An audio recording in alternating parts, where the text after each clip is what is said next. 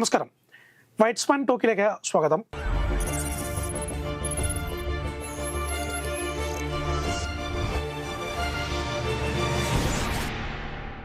നമുക്ക് ഉള്ളത് രാജേഷ് തിലങ്കരിയാണ്, മുതിർന്ന മാധ്യമ പ്രവർത്തകൻ. നമ്മളിപ്പോൾ ചർച്ച ചെയ്യാൻ പോകുന്ന സബ്ജക്റ്റ് എന്ന് പറയാൻ ഏറ്റവും റീസെൻ്റ് ആയിട്ട് ഇപ്പം ബ്രൂവറി വിഷയം വീണ്ടും കത്തി നിൽക്കുകയാണ്. ബ്രൂവറി വിഷയത്തിനകത്ത് സർക്കാർ സ്വീകരിക്കുന്ന നിലപാട്, പ്രത്യേകിച്ച് മന്ത്രി സ്വീകരിക്കുന്ന നിലപാട്, അത് ആ പ്രദേശത്തെ ആളുകളുടെ കുടിവെള്ളം മുട്ടിക്കുമോ എന്നുള്ളതാണ് ഏറ്റവും പുതിയ ചർച്ച. പ്രത്യേകിച്ച് CPM പോലെയുള്ള ഒരു പാർട്ടി ഇത്തരത്തിൽ ആളുകളുടെ കുടിവെള്ളം മുട്ടിക്കുന്ന തരത്തിലേക്കുള്ള ഒരു തീരുമാനത്തിലേക്ക് പോകുന്നതിനെതിരെ ആ നാട് ഒന്നടക്കം തന്നെ ഒരു പ്രതിഷേധത്തിന് ഇറങ്ങാനുള്ള സാധ്യതയുണ്ട് എന്ന നിലയിലേക്ക് കാര്യങ്ങൾ പോകുന്നു. എങ്ങനെയാണ് രാജേഷ് അതിനെ നോക്കിക്കാണുന്നത്? ഈ പാലക്കാടിലേക്ക് വരുന്ന മുന്നിൽ CPM-ന്റെ കാലത്തെയും വലിയ ശക്തി ഉണ്ടായിരുന്ന സ്ഥലം എന്ന് പറയുന്നത് പശ്ചിമ ബംഗാളായിരുന്നു. നമുക്കറിയാം 34 വർഷക്കാലം തുടർച്ചയായി ഒരു സ്റ്റേറ്റ് CPM ഭരിച്ചു എന്ന് പറയുന്നത് വലിയ ചരിത്രമാണ്. CPM-നെ കുറിച്ച് എൻ്റെയൊക്കെ ചെറുപ്പകാലത്ത് പറയുന്നത് പശ്ചിമ ബംഗാളിലേക്ക് നോക്കാനാണ് പറഞ്ഞത്. ഇവിടെ കേരളത്തിൽ 5 വർഷം മാറി മാറി ഭരിക്കുന്ന സമയത്ത് അവിടെ 34 വർഷക്കാലം തുടർച്ചയായി CPM ഭരിക്കുകയും CPM-ന് എതിരാളികളില്ല എന്നുള്ള ഒരു തോന്നൽ വരുത്തുകയൊക്കെ ചെയ്തിരുന്ന ഒരു സ്ഥലമായിരുന്നു പശ്ചിമ ബംഗാൾ. പശ്ചിമ ബംഗാളിൽ 2007 ഉണ്ടായ നന്ദിഗ്രാമിലുണ്ടായ, പിന്നീട് സിംഗൂരിലൊക്കെ ഉണ്ടായ കർഷക സമരവും തുടർന്നുണ്ടായ പോലീസ് വെടിവെപ്പും ആ നരനായാട്ടിൽ നിരവധി ആളുകൾ മരിച്ചു വീഴുകയൊക്കെ ചെയ്തതിൻ്റെ അനന്തരഫലം എന്ന് പറയുന്നത് ഇന്ന് ഒരു MLA പോലും ഇല്ലാത്ത ഒരു സ്റ്റേറ്റായി പശ്ചിമ ബംഗാൾ മാറി എന്നുള്ളതാണ്. ഞാനിത് പറഞ്ഞത് ഈ ഓരോ ചില സമയത്ത് വികസനത്തിന്റെ പേരിൽ ഇപ്പോൾ ഈ പാലക്കാട്ടെ ബ്രൂവറിയുമായി ബന്ധപ്പെട്ട് മദ്യനിർമ്മാണശാലയുമായി ബന്ധപ്പെട്ട് നിലവിൽ എലപ്പള്ളി പഞ്ചായത്തിൽ ഉണ്ടാകുന്ന പ്രതിഷേധങ്ങളെ പൂർണ്ണമായും തള്ളിക്കളയാണ് CPM ചെയ്തിരിക്കുന്നത്. ഭരണത്തിൽ പാലക്കാടുകാരനായ മന്ത്രി MP രാജേഷ്, അദ്ദേഹമാണ് എക്സൈസ് വകുപ്പ് മന്ത്രി, അദ്ദേഹം ഈ വിഷയത്തെ വളരെ ലാഘവബുദ്ധിയോടെയാണ് കാണുന്നത്. മാത്രമല്ല, ഈ നിലവിൽ എലപ്പള്ളി പഞ്ചായത്തിലും അതുപോലെ പാലക്കാടിന്റെ വില പ്രദേശങ്ങളിലുള്ള ജലക്ഷാമത്തെയും അത് കാർഷിക വൃത്തിയൊക്കെ ബാധിക്കുമെന്നും കാർഷിക മേഖലയെ തീർത്തും സ്വാഭാവികമായിട്ട് ഇതിനകത്ത് വളരെ പ്രധാനമായിട്ട് ഞാൻ നിരീക്ഷിക്കുന്ന ഒരു കാര്യമാണ് ഈ പാലക്കാട് എന്ന് പറയുന്നത് നമുക്ക് കേരളത്തിലെ ഏറ്റവും കൂടുതൽ ചൂട് അനുഭവപ്പെടുന്ന സ്ഥലമായി മാറിയിട്ടുണ്ട്. മുമ്പൊക്കെ സിനിമാ ലൊക്കേഷനിൽ ഏറ്റവും കൂടുതൽ പാലക്കാടത്തെ ഗ്രാമഭംഗിയും ഗ്രാമീണ ഭംഗിയും നെൽവയലും ഒക്കെ നിലനിന്നിരുന്ന ഒരു കാലത്ത് നിന്ന് മാറി ഇന്നത്തെ കാലഘട്ടം എന്ന് പറയുന്നത് കരിഞ്ഞുണങ്ങിയ പാലക്കാടിനെ, അല്ലെങ്കിൽ നമ്മൾ ഉത്തരേന്ത്യൻ സംസ്ഥാനങ്ങളിൽ വിണ്ടുകീറിയ പാടശേഖരത്തെ കാണിച്ചിരുന്ന പോലത്തെ ഒരു ചിത്രങ്ങൾ എടുക്കാൻ പറ്റുന്ന നിലയിലേക്ക് മാർച്ച്, ഏപ്രിൽ, മെയ് മാസങ്ങളിൽ പാലക്കാട് പോകുന്നു.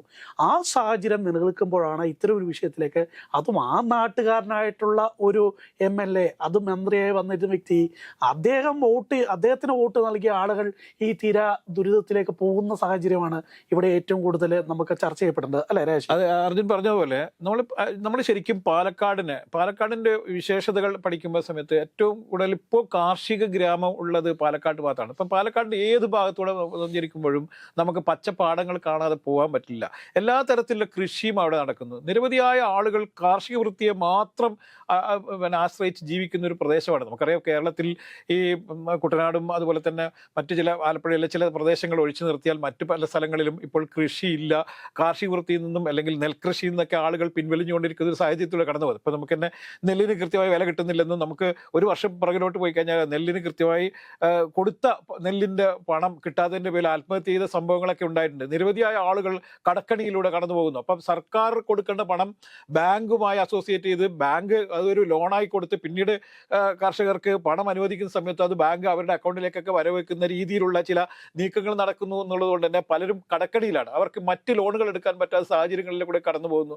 ഇതിനെ അതിജീവിക്കാൻ പറ്റാത്ത ചില കർഷകർ ആത്മഹത്യ ചെയ്ത സംഭവങ്ങളൊക്കെ നമ്മുടെ കേരളത്തിൽ ഉണ്ടായിട്ടുണ്ട്. അപ്പോൾ കേരളത്തിൽ ഒരു കാലത്തും ലാഭകരമല്ലാത്ത ഒരു സംഭവം നെൽകൃഷിയായി മാറിയിരിക്കുന്ന ഒരു സാഹചര്യം കൂടി ഉണ്ട്, നമ്മൾ കാണണം. അപ്പോൾ പാലക്കാടുള്ള കർഷകർ പൂർണ്ണമായും നെൽകൃഷിയെയും മറ്റു കൃഷിയൊക്കെ ഇപ്പോഴും ഡിപ്പെൻഡ് ചെയ്തുകൊണ്ട് ജീവിക്കുന്നു എന്നുള്ളത് കേരളത്തിൽ ഇനി ബാക്കിയുള്ള കൃഷിയിടങ്ങളാണ് ഇത് എന്നുള്ളത് നമ്മൾ മനസ്സിലാക്കണം. അതുകൊണ്ട് ഇത്തരം കൃഷിയിടങ്ങളെ നശിപ്പിച്ചുകൊണ്ട് സർക്കാർ നടത്തുന്ന ഈ വികസനത്തിന്റെ പേരിൽ നടത്തുന്ന, ഇപ്പൊ നമ്മൾ നോക്കൂ, ഈ ബ്രൂവറിയുമായി ബന്ധപ്പെട്ട് സർക്കാർ കാണിക്കുന്ന തിടുക്കവും ചില ഒളിച്ചുകളികളൊക്കെ ഉണ്ട്. ഇപ്പൊ ഈ എലപ്പള്ളി പഞ്ചായത്തിലെ സെക്രട്ടറി മാത്രമാണ് യഥാർത്ഥത്തിൽ ഈ ബ്രൂവറിക്ക് അനുമതി നൽകിയ കാര്യം അറിയുന്നത് എന്നുള്ളതാണ്. ഇത് തന്നെയാണ് ഞാൻ നേരത്തെ പറഞ്ഞത് പശ്ചിമ ബംഗാളിൽ സംഭവിച്ചത്, സിംഗൂരിലും അതുപോലെ തന്നെ നന്ദിഗ്രാമിലൊക്കെ സംഭവിച്ചത്. ഈ വികസനം വരണം. ബുദ്ധദേവ് ഭട്ടാചാര്യ, അദ്ദേഹം മരിച്ചിട്ട് അധികാലമായില്ല, അദ്ദേഹം വികസനത്തിന്റെ പേരിൽ 2007 നടത്തിയ ഒരു വിദേശ കമ്പനിയുമായി നടത്തിയ ഒരു ചർച്ചയുടെ പേരിലായിരുന്നു 10,000 ഏക്കർ സ്ഥലം, വളരെ 3 നേരം കൃഷി, ഒരു വർഷത്തിൽ 3 ടൈപ്പ് കൃഷി ചെയ്തിരുന്ന 10,000 ഏക്കർ സ്ഥലമാണ് അന്ന് ഇവർ എടുക്കുകയും അത് പ്രത്യേക സോണ പ്രഖ്യാപിക്കുകയും ഇവിടെ വലിയ രാസ നിർമ്മാണ ഫാക്ടറിയുടെ ഹബ്ബാക്കി മാറ്റാനുള്ള ശ്രമം ഒരു തീരുമാനം ഉണ്ടാക്കിയത്. അദ്ദേഹം പറഞ്ഞത് വലിയ തോതിലുള്ള വികസനമാണ് ഈ പശ്ചിമ ബംഗാളിലേക്ക് വരുന്നത്, നിരവധി ആളുകൾക്ക് തൊഴിൽ സാധ്യതകൾ ഉണ്ടാകുന്നുണ്ടായിരുന്നു. സിംഗൂരിൽ എന്താണ് സംഭവിച്ചത്? സിംഗൂരിലും ഇത് തന്നെയാണ് സംഭവിച്ചത്. ടാറ്റയ്ക്ക് കാർ നിർമ്മാണത്തിനായി ഈ കാർഷിക ഭൂമികൾ ഏറ്റെടുക്കാനുള്ള ശ്രമം നടത്തി. ഇതിനെതിരെയും കർഷകർ വലിയ പ്രതിഷേധമായിരുന്നു. 100-ലേറെ ആളുകൾ കൊല്ലപ്പെട്ടു അവിടെ എന്ന് നമ്മൾ കാണും. പിന്നീട് വർഷങ്ങൾക്ക് ശേഷം ഒരു കാരണവശാൽ അധികാരത്തെ തിരിച്ചെത്താൻ പറ്റാത്ത സാഹചര്യം ഉണ്ടായപ്പോഴാണ് CPM തിരിച്ചറിഞ്ഞത് അന്നത്തെ ഈ സർക്കാരിന്റെ നയങ്ങൾ തെറ്റായിരുന്നു എന്നുള്ളത്. അല്ല, സ്വാഭാവികമായിട്ടും കേരളത്തിലും നമ്മൾ കണ്ടിട്ടുള്ള പല തീരുമാനങ്ങളും പിന്നീട് പാർട്ടി പുനഃപരിശോധിക്കുകയും അത് അന്ന് എടുത്ത തീരുമാനം തെറ്റായിരുന്നു എന്ന് തുറന്നു പറയുന്ന നിലയിലേക്ക് പാർട്ടി നേതൃത്വം പോയ സാഹചര്യമുണ്ട്. എനിക്ക് തോന്നുന്നു ഈ ബ്രൂവറിയുമായി ബന്ധപ്പെട്ടിട്ടുള്ള കാര്യമായ എന്തോ ഒരു ചിക്കിളി തടയുന്ന ഒരു കേസ് എവിടെയോ സംഭവിച്ചിട്ടുണ്ട് എന്ന് തന്നെയാണ് ഞാൻ അതിന്റെ ഭാഗമായിട്ട് മനസ്സിലാക്കുന്നത്. അർജുൻ ഇത് പറയുന്ന സമയത്ത് നമ്മുടെ കയ്യിൽ കാണേണ്ടത്, കഴിഞ്ഞ ദിവസം ഈ വിഷയം തന്നെ ഈ എക്സൈസ് വകുപ്പ് മന്ത്രി MP രാജേഷിനോട് ചോദിക്കുന്നുണ്ട്. ഇങ്ങനെ ഒരു ആരോപണം ഉണ്ടല്ലോ എന്ന് വെച്ച് പറഞ്ഞു അത് കോൺഗ്രസ്സുകാരുടെ സംസ്കാരമാണെന്നും ഞങ്ങളുടെ പാർട്ടി ഭരിക്കുന്ന സമയത്ത് യാതൊരു തരത്തിലുള്ള അഴിമതി ഇവിടെ നടക്കില്ലെന്നും അത് ഞങ്ങളുടെ രീതിയല്ല എന്നാണ്. പക്ഷേ നമ്മളിതിൽ കാണേണ്ടത് ഒന്ന്, ഈ CPM ഭരിക്കുന്നു എന്ന് പറയുന്ന ഒരു പഴയ CPM അല്ല, തീർത്തും കോർപ്പറേറ്റ് വൽക്കരിക്കപ്പെട്ട ഒരു രാഷ്ട്രീയ പാർട്ടിയായി മാറിയിരിക്കുന്ന CPM എന്തൊക്കെ നിലപാടുകൾ സ്വീകരിക്കുമെന്നൊക്കെ നമുക്കറിയാം.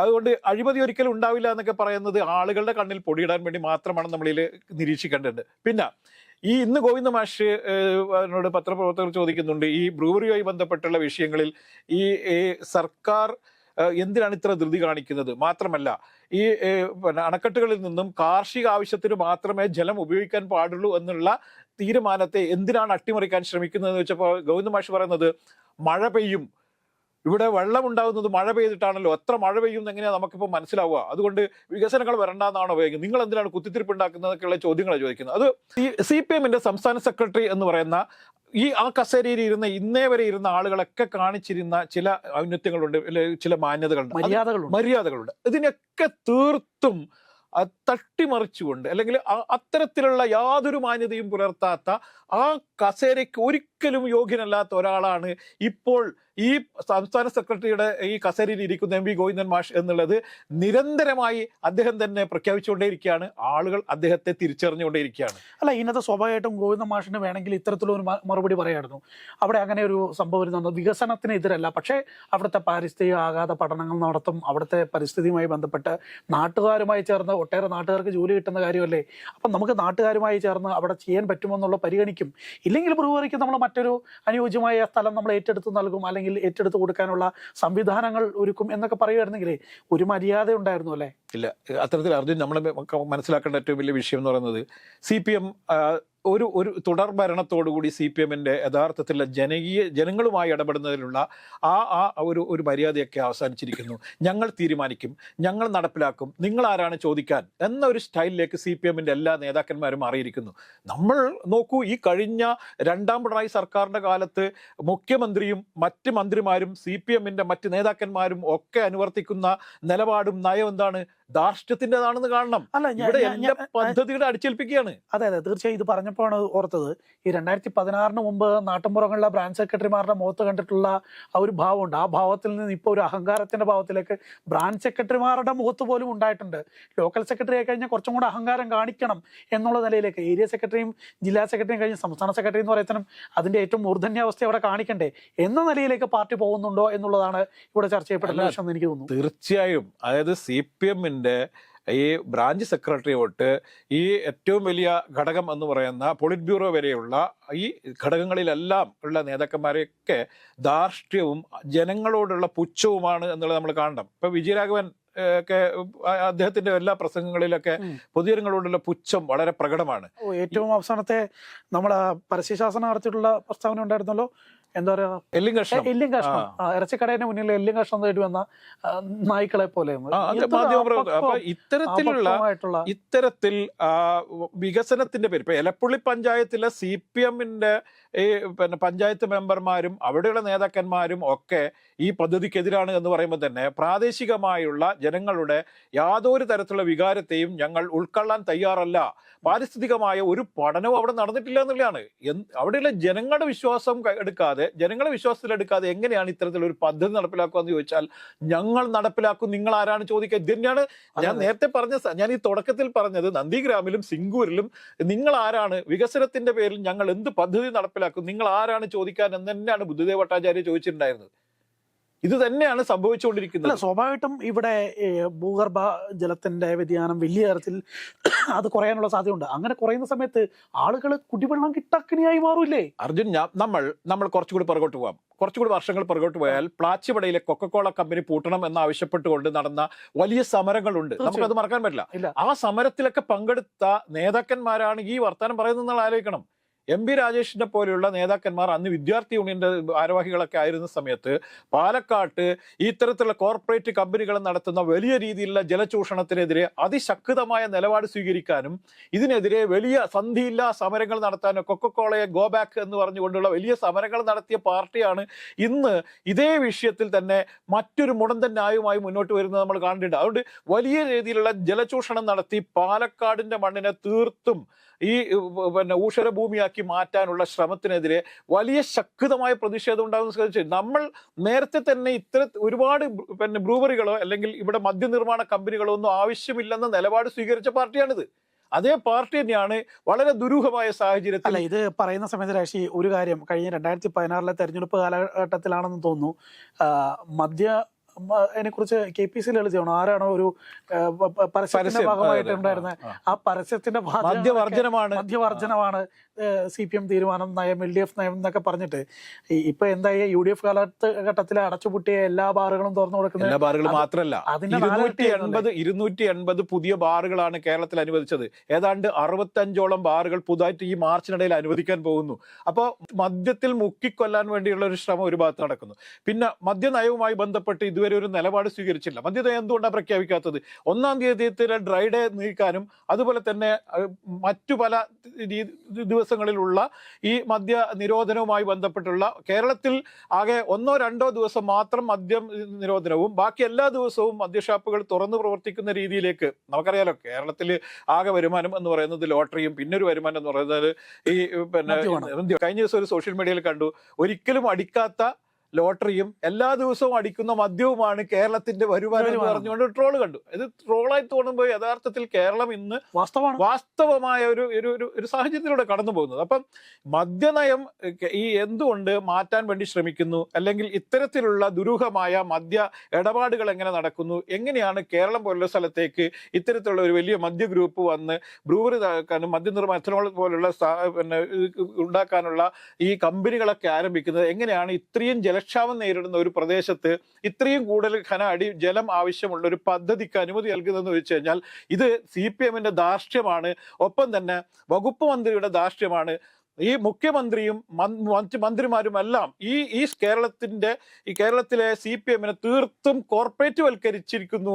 ഇതിൽ നിന്ന് ഇനി രക്ഷയില്ല. പാവപ്പെട്ട അല്ലെങ്കിൽ ഇതെന്തോ ഒരു വിപ്ലവ പ്രസ്ഥാനമാണെന്ന് തെറ്റിദ്ധരിച്ച് ഒരുപാട് ആളുകൾ ഇതിന്റെ പുറകിൽ നിൽക്കുന്നത് പല തെറ്റിദ്ധാരണയും പേരിലാണ്. ഇന്നല്ലെങ്കിൽ നാളെ ഇവരിത് തിരിച്ചറിയും. അതുകൊണ്ട് CPM-ന്റെ എല്ലാ കാലത്തും വലിയ കോട്ടയെന്ന് വിശേഷിപ്പിച്ചിരുന്ന പശ്ചിമ ബംഗാളിൽ ഒരു സീറ്റ് പോലും ഇല്ലാത്ത അവസ്ഥയിലേക്ക് ഈ പാർട്ടി നയിച്ചിട്ടുണ്ടെങ്കിൽ കേരളത്തിലും അത്തരത്തിലൊരു തിരിച്ചടി വളരെ പെട്ടെന്ന് തന്നെ ഉണ്ടാവും എന്നുള്ള കാര്യത്തിൽ യാതൊരു സംശയവും വേണ്ട. തീർച്ചയായും. എന്തായാലും നമ്മൾ ഈ ഒരു സബ്ജക്റ്റ് ചർച്ച ചെയ്യപ്പെടുമ്പോൾ ഒട്ടേറെ ഡെവലപ്മെന്റ്സ് വരും ദിവസങ്ങളിൽ ഉണ്ടാകാൻ സാധ്യതയുള്ള ഒരു സബ്ജക്റ്റാണ്. മാത്രമല്ല, വരും ദിവസങ്ങളിൽ ഇതുമായി ബന്ധപ്പെട്ട വലിയ പ്രതിഷേധ സമരങ്ങൾ നമ്മൾ സിംഗൂരിലോ അല്ലെങ്കിൽ നന്ദിഗ്രാമിലൊക്കെ നേരത്തെ കണ്ടിട്ടുള്ള പോലെ ജനങ്ങളുടെ ഒരു രാഷ്ട്രീയത്തിന് അപ്പുറത്തായിട്ടുള്ള ചെറുത്തുനിൽപ്പ് പോലും ഈ വിഷയത്തിന്റെ ഭാഗമായി ഉണ്ടാകാൻ സാധ്യതയുള്ള ഒരു സബ്ജക്റ്റ് തന്നെയാണ് ഈ പറയുന്ന ബ്രൂവറി വിഷയം. ഈ വിഷയവുമായി ബന്ധപ്പെട്ടുള്ള കൂടുതൽ അപ്ഡേറ്റ്സ് നമുക്ക് വരും ദിവസങ്ങളിലെ ചർച്ചകളിൽ നമുക്ക് ചെയ്യാം. നന്ദി.